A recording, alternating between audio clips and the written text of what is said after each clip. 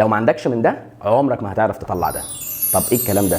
تعال اقول لك بقى. بص يا صديقي العزيز، واحنا في كورس الريزن اللي فات عملنا حاجات ادفانسد شويه، والحاجات دي كانت صعبه وما كانتش سهله خالص، وكانت محتاجه ناس مركزه. والحمد لله الناس قدرت تستوعب وتركز وتمشي معايا بسرعه جدا. بس انت عارف ايه اللي بيسعفني في اللحظه دي؟ في لحظه ان انا بقول للناس يا جماعه احنا هنصب كونكريت على ريزن، او هنصب ريزن بتقنيه صب الكونكريت، وفي النص هنحط كونكريت، وبعد كده هنعمل تقنيه اكريليك بورنج في النص. الحاجات دي تبان ملخبطه ومعقده وصعبه جدا جدا. اللي بيسعفني حاجه مميزه قوي، الخامه كل ما كانت حلوه كل ما حطيتك على الطريق اللي انت عايز توصل له. فبكل بساطه يا صديقي، عشان تشتغل وتطلع حاجه شكلها جميل اختار خامه نظيفه بالراحه خالص، ما تصعبهاش على نفسك.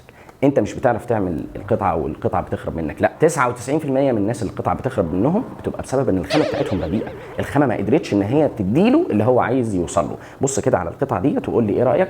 والناس دي اول مره في حياتها تشتغل كونكريت وريزن وتشتغل تقنيات وتشتغل اي حاجه خالص، اللي اسعفهم الخام. فانت بقى لو بتشتغل هاند ميد هتلاقي كل الخامات اللي انت محتاجها عندنا على الويب سايت او في فروعنا سواء في الزمالك او في الهضبه. ابعت لنا رساله على الخاص قول لنا انت محتاج ايه وهنبعت لك اللي انت عايزه لحد باب البيت خلال 3 ايام.